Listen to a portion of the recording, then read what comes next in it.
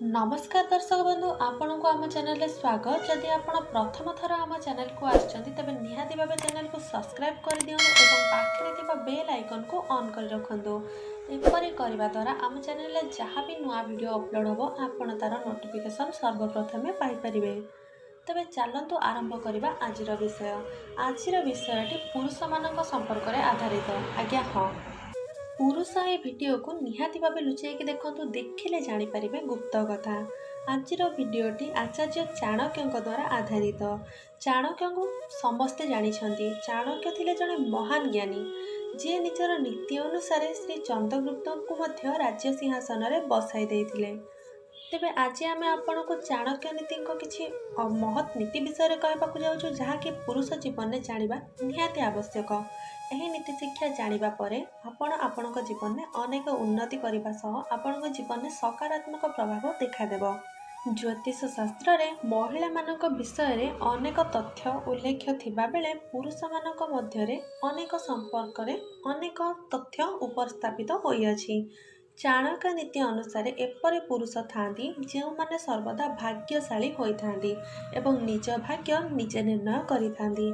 एही राशिर पुरुष जीवन में सबले उन्नति करिथांती एवं सफलता तांको पादस्पर्श करिथाए, से प्रेम हेउ बा अन्यान्य मार्ग।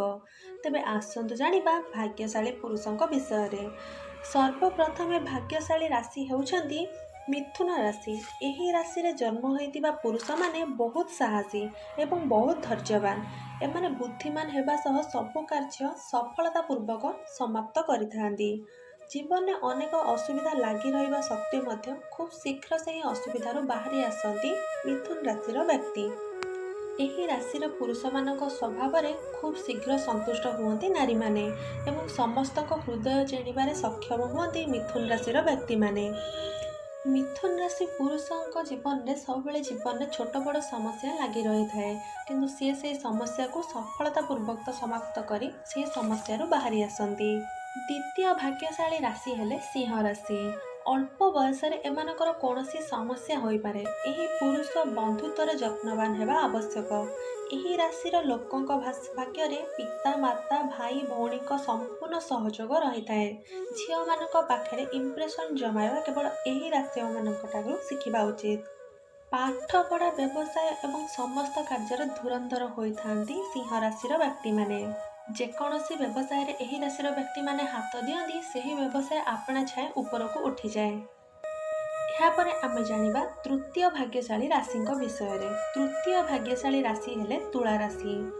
एही राशिर व्यक्ति माने सबुबेले प्रेम पाई सच्चोट थांती, मात्र अन्य राशि माने पुरुष माने समस्ते धोखा देवा उद्देश्य रे रही थांती एवं सबुबेले धोखा देवा पाई चिंताधारा रखी थांती।